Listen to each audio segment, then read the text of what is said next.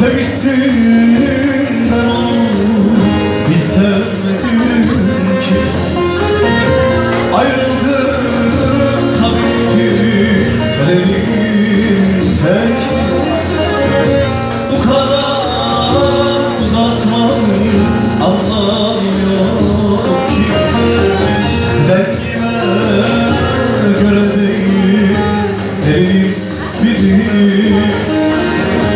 Dengime